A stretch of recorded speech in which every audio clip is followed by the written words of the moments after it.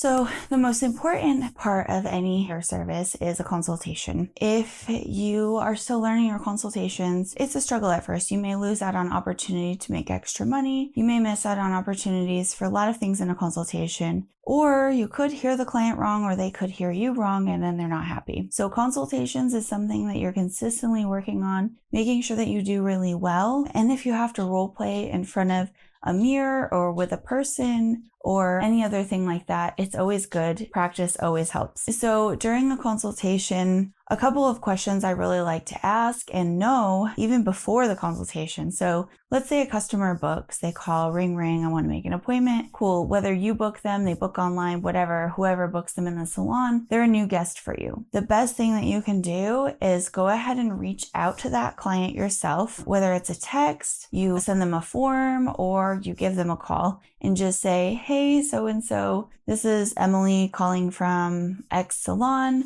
I see that you're a new guest and you're scheduled with me for next Tuesday at 1 p.m. I just wanted to confirm that you're actually getting just a base color that's like gray coverage at the root, or did you need to add any blonding services or any other things to your appointment? That person could have said base color to someone that answered the phone at the desk or selected whatever you have for online booking, and really they wanted a bleach in tone. And that's going to cause a really big problem in your booking, especially when you're newer. You need to make sure you're blocking the right amount of time and etc. So I think having that touch point or asking for photos is always a good thing. It's kind of standard anymore that you get a card on file or there's a deposit fee or something like that. And then also they fill out a consultation form where they submit pictures. So it's just good stuff to know before you book that appointment or you move forward and accept that appointment. So when you're actually in the consultation and the guest comes into the salon, you're going to sit down, and I like to sit eye level with my client. I don't like to stand over them and touch their hair in the mirror. To me, that's like they're already nervous. Or number one thing that a client walks into the salon, they're brand new, they're going to be very nervous for you to do their hair. If you're newer to the industry, they can feel that you're nervous too. So whether you have to do morning meditation or whatever you have to do to calm yourself to be able to give that level of service, or practice it in the mirror, practice it with a friend, whoever. Just literally do consultations when you're out drinking with a friend just to get some practice in. But when you're sitting down with that client and you're like looking them eye to eye in your eye level, it makes them feel more comfortable and relaxed. Because if you're standing over them and you're touching their hair, one, you didn't get permission to touch their hair. And that's a really big thing for me. And what I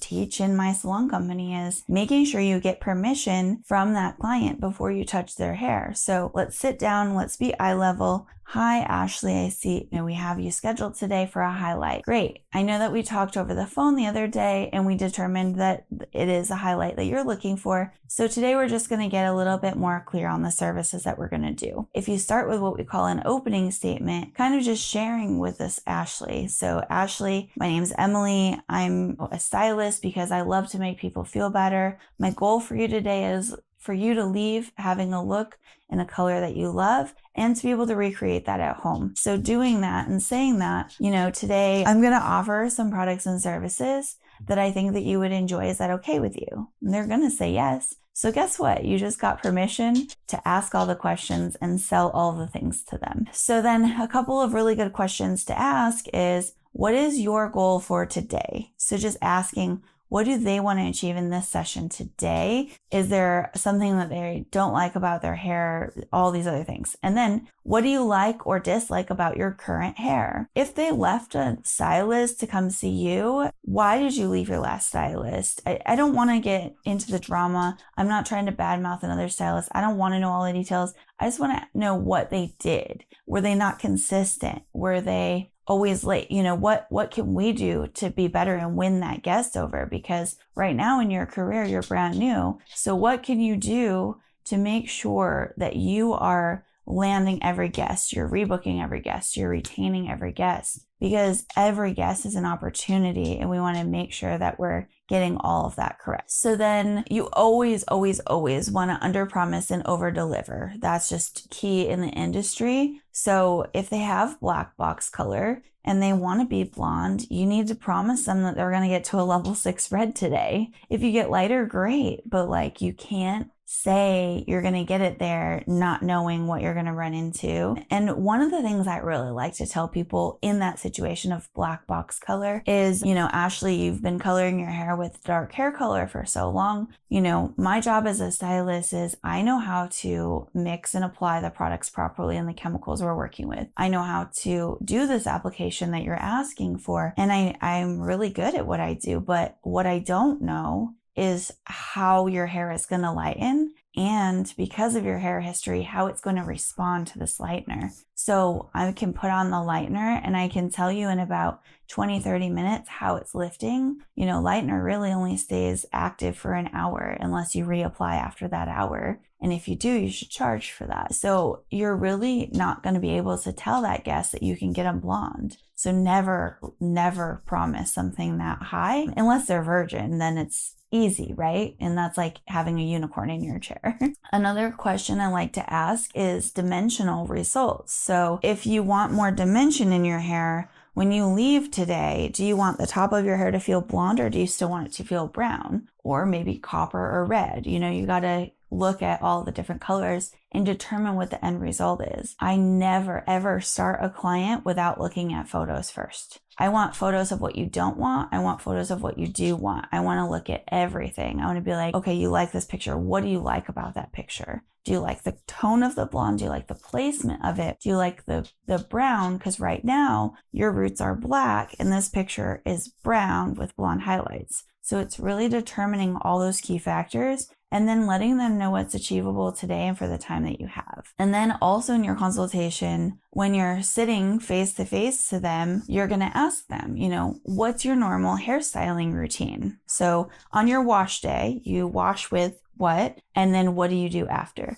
So they're filling in the blanks. They're going to tell you if they're using professional shampoo and conditioner, and they're going to tell you what products that they're using after. It's up to you to hear all of that and to figure out what they're missing and what you can prescribe them after, with things like that. So if they say, okay, I'm using Pantene Pro V shampoo conditioner, I'm using Frizzies by John Frieda. Is that even still a product? But yeah, everyone says that one. And then I blow dry my hair and I flat iron it. And they don't use anything else. So with this person, we need to do an overhaul. So we need to just let them know, hey, Ashley, thank you so much for sharing that with me. I just want to let you know that if you're investing this amount into your hair today, I would suggest to invest into the products to care for your hair so that you have a better result and longer lasting color.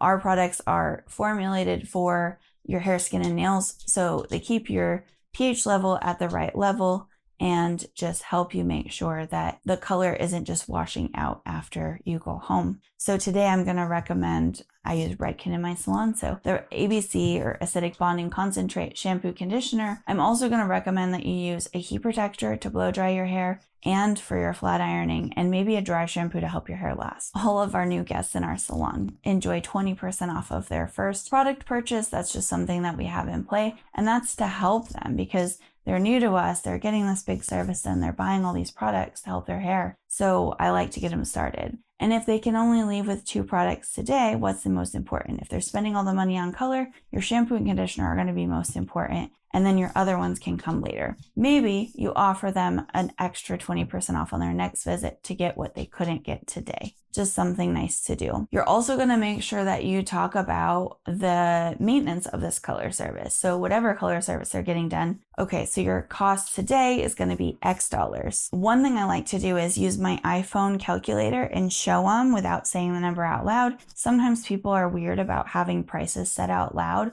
with other customers in the chairs next to them. So just keep that in mind. Another thing I like to do is write it down on a piece of paper, show them, is that number, do you feel comfortable with that? What if they say no? No is a good word. So great. If that doesn't work, okay, so we could change your full highlight to a partial highlight to save you a little bit. And, as much as I think a treatment is necessary, if it's not in your budget, maybe we lose that. and you just kind of work backwards to see what's comfortable with them. But one thing you can go is maintenance. So they're going to spend all this money today on this big makeover, right? Because most clients coming into you for the first visit, it's going to be a lot of services to get you figured out where you are and then just to maintain afterwards. Also with today's clients, they only come in like 1, 2, 3, 4, or 6 times a year sometimes. I love my old school, we call them bread and butter now, but back in my day, we called bread and butter clients our rollers. But now it's just your base colors because they're every 4 or 6 weeks, which is great. But some of the big balayage services, they don't come in very often. So it's like a huge makeover every time. So how can you maintain that color? I use Redken Shades EQ. That one lasts about 20 shampoos if you put it on clean, dry hair for 20 minutes. So it slowly washes out of the hair. It doesn't go all the way back to whatever it lifted to. It goes back to a version of that, and then it just slowly fades over time. So I think that for my balayage guests, I'm going to make sure they're coming in for a haircut at a minimum of 12 weeks. And then also a color gloss around that time. I really think they should do 6 weeks if they're an everyday hair washer. But if they're only once a week hair washer, they can stretch that out a lot farther. So they could maybe go 12 weeks. It's really just about that. So when you're talking about the maintenance, okay, so today it's going to be this, but your maintenance appointments are going to be here. Or if it's a big balayage, you're going to need to do your full balayage, once or twice a year, depending on their maintenance. And then your minis on the opposite times, and that includes a gloss, and that's going to keep it up. So maybe you just do the money piece, a couple pieces through the top, keep it that lived-in look, and then they do the full every 6 months. It's really kind of up to the guest and what they're looking for, what their service is. Another thing with maintenance is making sure that if you're lifting someone's root, so like my natural hair is a level 5 and I color it at a 7. So I'm going to see my root in 4 weeks. So I like to make sure I get my root done every 4 weeks. Sometimes I push it to 6. If I go longer, I'm not okay with it. So it really depends on the color you're using. If someone had a darker hair color and you only use 10 volume, they can get away a little bit longer with that root because it's going to blend into what their natural level is closer. But if they have gray, they're going to see their grays sooner. So just a couple things to consider when you're talking about that. But this is all part of the consultation, making sure that you're figuring out what additional services they need. Maybe one of their complaints is they have frizzy hair. So if they have frizzy hair, maybe you're going to talk to them about keratin treatments, or maybe you're going to talk to them about some smoothing styling products and shampoo and conditioner, or a whole line. If they have curly hair, maybe you're going to talk to them about doing more of a curly haircut where it's, really shaped and it's cut into the curl texture. And then you're talk about curly products. There's so many things that you can do, but the best part is just asking a few big questions. So I'm just going to repeat what we covered already. What's your goal for today? What do you like and dislike about your hair? How do you want people to see you as, like blonde, brunette, red? I think that's a good question. Also ask, what kind of maintenance are you used to? What products do you use? Do you have any events coming up that you need your hair to look a particular way for? Because sometimes they don't tell you they're getting married in 3 months and they need to be fully blonde by then. I hope that they do, but every now and again. So consultations is always a work in progress. You can always get better. Again, just to recap, a lot of my hot tips are sitting eye to eye, looking at your customer, talking to them, talking about price, and then also really asking permission before you touch the guest. There's a lot of things in this world that